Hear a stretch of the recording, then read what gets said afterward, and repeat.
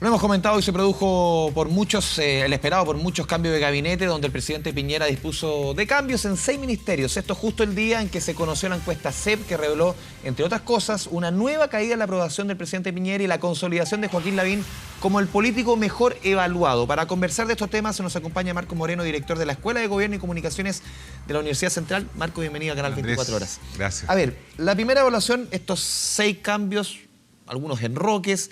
¿Cuál es la primera lectura que haces de este cambio de gabinete del presidente Piñera? Primero que yo hablaría de ajuste más que cambio. No cambio. No cambio porque... El primero tampoco dijeron que era cambio de gabinete el que hizo el año pasado. Claro, y yo creo que tampoco es porque no se cambia lo central de un equipo... El equipo político.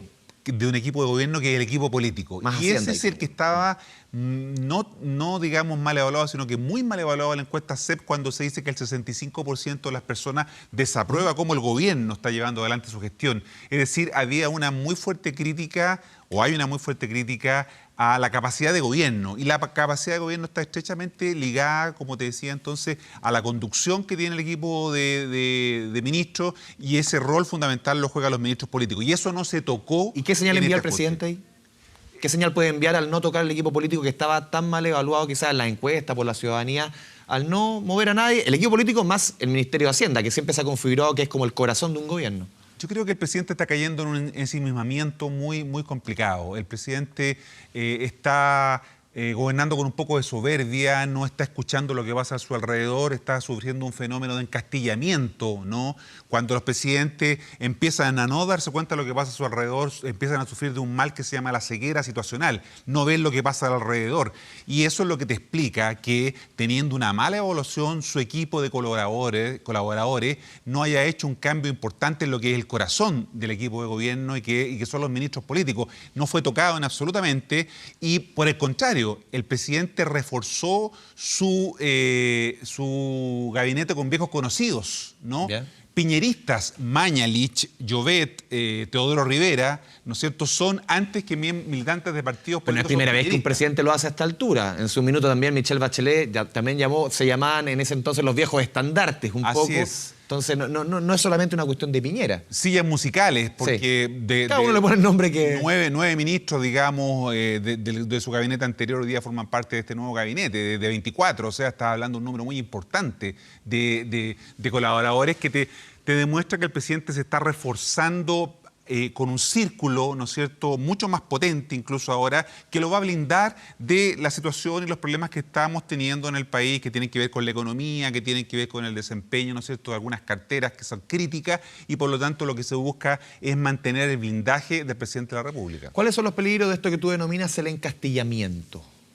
Yo diría que fundamentalmente de que se pierde la conexión con lo que son los problemas reales de las personas. El gobierno efectivamente ha intentado muchas veces gobernar tratando de conectar con esos problemas, la situación en educación, los problemas en la economía, pero pareciera ser que el presidente...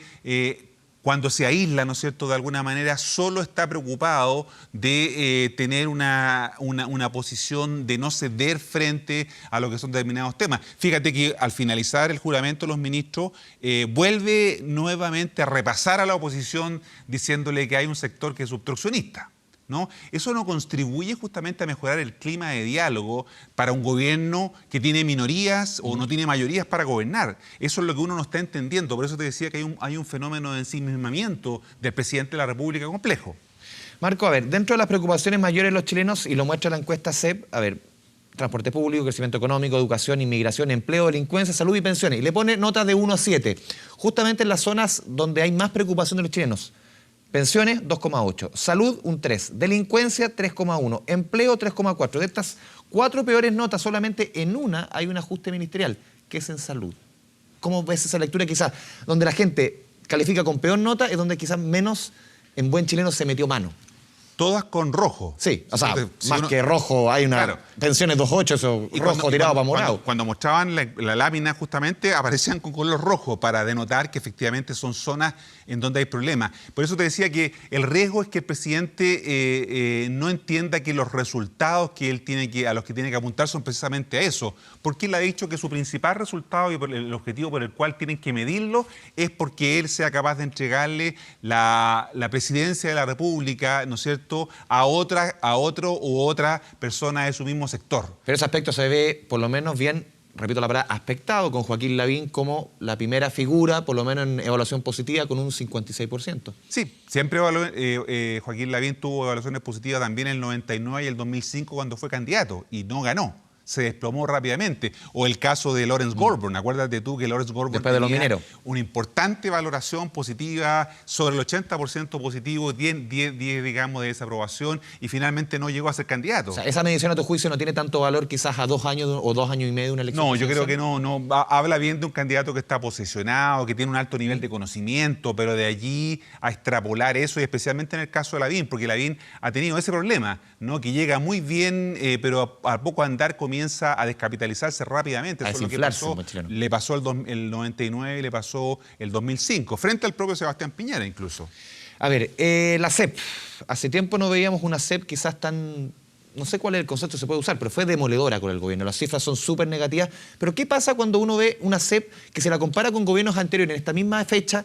Siempre da resultados muy negativos. Michelle Bachelet, también en marzo del año, después que asume el año 2015, también obtiene cercano al 25, 26, 27. Sebastián Piñera, el 2011, tiene el mismo fenómeno. ¿Qué está pasando? Que iniciado el gobierno, al año y fracción, los presidentes obtienen un nivel de aprobación tan magro. Los ciudadanos están cada vez más exigentes y le están dando poco tiempo a los gobiernos para que sean capaces de demostrar con acciones, con resultados, lo que se comprometieron o lo que señalaron que iban a hacer durante el periodo de las campañas. Cada vez el tiempo que los ciudadanos le dan a sus gobiernos es menor, y por eso que uno ve, como muy bien tú dices, que al año y medio ya las cifras de aprobación y desaprobación están cayendo. En América Latina el promedio de aprobación de los presidentes es 33-34%, y tenemos hoy día un Sebastián Piñera que tiene la misma aprobación que, como muy bien tú dices, tenía el 2012, la más baja aprobación que tuvo durante su mandato. Estamos, por lo menos en este gobierno, ¿cuál es la lectura que haces tú de la CEP con esta aprobación baja del presidente Piñera? Por lo menos la evaluación positiva cae de 41 a 29%, cae 12 puntos.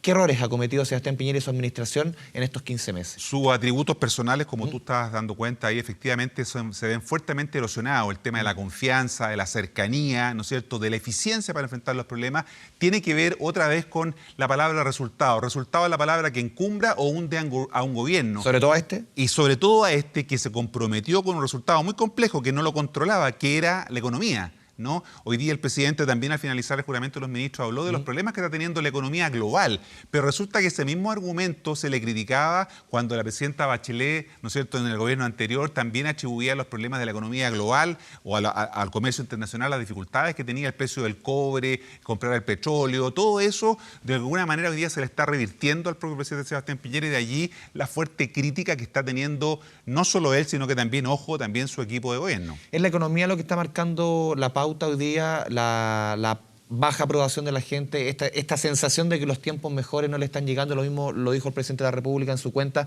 los tiempos difíciles. ¿Es la economía lo que está marcando el debate? Yo diría que la economía principalmente, pero también lo complejo que hoy día es gobernar. Gobernar es difícil, no solamente... ¿Por qué es más complejo que antes? Porque los problemas, ¿no es cierto?, son de una envergadura que antes no conocíamos. Hoy día el problema no es construir una escuela o un hospital. El problema es cómo tú pones a funcionar esa escuela y ese hospital. No es un problema de cobertura, sino que es un problema de la calidad que se entrega de la prestación de los servicios. O sea, es más complejo gobernar, y en segundo lugar hay más conflicto. ¿Y por qué hay más conflicto? Porque hay más actores con más demandas que están exigiendo, ¿no es cierto?, planteando sus puntos de vista. La complejidad y la conflictividad en el proceso de gobierno hace que esto sea una tarea extremadamente difícil para cualquier gobierno y para cualquier presidente o presidenta. Cada vez más va a ser difícil poder gobernar. Marcos, si tú eras, es fácil ser general después de la guerra, evaluar después de un cambio de gabinete, obviamente. ¿Tú qué hubieras hecho o qué cambios, quizás, a diferencia de lo que hizo el presidente Piñera, tú hubieras quizás evaluado de mejor manera? Porque tú dices claramente aquí el gobierno o el presidente se está encastillando, no está escuchando lo que va a su alrededor.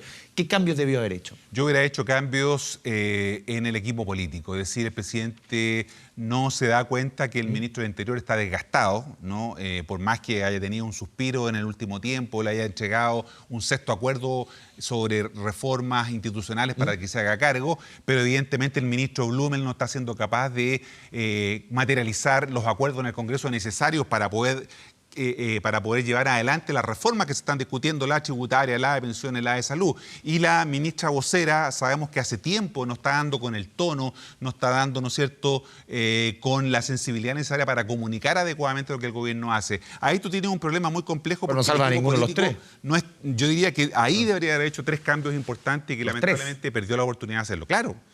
Se requería un ministro con otras competencias para ser ministro de la presidencia. El propio ministro Monkever podría haber sido un muy buen candidato. Cristian Monkever. Hasta anoche, Monkever sonaba en esa cartera. En la vocería, Blumel, ¿no? Hasta anoche sonaba Blumel también en esa cartera. Algo pasó entre las últimas horas de la noche y las primeras horas de la mañana para que el comité político terminara intacto. Yo creo que se impuso la tesis de Chadwick de no mover las piezas contra la opinión, por ejemplo, de Cristian Larroulé, el jefe de asesores del segundo piso, que sí era partidario de hacer algunos movimientos y que finalmente entonces se impuso una visión del modelo de Apoquindo 3000, de Avanza Chile, con el cual el presidente, ¿no es cierto?, ha estado vinculado los últimos 5 o 6 años. Eso de escuchar mucho a su entorno, al final, a la larga, ¿le puede traer problemas al presidente? Lo que pasa es que no escuchó a su entorno. Lo que pasa es que por eso te decía este fenómeno de que está encastillado. Quizás está escuchando a su entorno más cercano, solamente a su equipo político y no... Es buen punto lo que tú dices, porque eso es solamente recibir el apoyo caliente. El decir, presidente, estamos bien, vamos para adelante, pero cero apoyo frío. Es decir, presidente, aquí tenemos un problema, aquí tenemos dificultades, tenemos que enfrentar esto. El presidente no está escuchando eso y sus asesores principales o tienen miedo o no tienen la capacidad para decirle, presidente, tenemos un problema, no podemos seguir tal como está. Eso es lo que venció este ajuste de gabinete que conocimos el día de hoy. Se nos va el tiempo, Marco. La última pregunta tiene que ver con esta crítica que está haciendo la UDI. Hace un par de semanas veíamos justamente a RN que criticaba que no lo escuchaban derechamente varios parlamentarios que decían que desde La Moneda no los están escuchando, que solamente están tomando en cuenta lo que opina la UDI, las decisiones de la UDI, las propuestas de la UDI. Hoy día se da vuelta un poco el escenario y es la UDI la que está criticando que en este cambio de gabinete prácticamente se los dejó de lado. Así es, a juzgar por los movimientos que se hicieron, no hay militantes de la UDI destacados, ¿no es cierto?, en este nuevo ajuste de gabinete. Como te dije, entra fundamentalmente piñeristas al gabinete, más que gente, salvo Teodoro Rivera, que es un reconocido y histórico militante de Renovación Nacional. Los demás tienen una vinculación mucho más directa con el presidente Sebastián Piñera como gente cercana a su entorno. De alguna manera, él repite un poco este esquema y dejó de lado a los partidos, tanto a la UDI como a Renovación Nacional. Evópoli se dio por bien satisfecha porque nos sacaron a Blumel y por lo tanto, de alguna manera, es justamente la principal crítica y el principal problema que puede empezar a tener ahora el presidente Piñera es con la UDI, producto de esta situación en que ellos no habrían sido considerados. ¿No fue un error poner a Rivera siendo como salió en el anterior gobierno, el 2012? Es bien interesante eso, porque yo creo que más que fijarse en cómo va a funcionar en el gabinete, es fijarse ahora en las biografías de las personas que conforman el gabinete y por ahí puede comenzar a haber problemas. Hoy día vivimos en lo que se llama una democracia ocular, en donde la gente está observando, está viendo lo que ocurre y hoy día los ojos van a estar sobre estos nuevos ministros, sobre sus trayectorias, sobre lo que no hicieron o hicieron, lo que declararon o no declararon y eso nos puede traer sorpresas. Marco Moreno, director de la Escuela de Gobierno y Comunicación de la Universidad Central, muchas gracias por esta conversación con Canal 24 Horas. Chao, Andrés, gracias.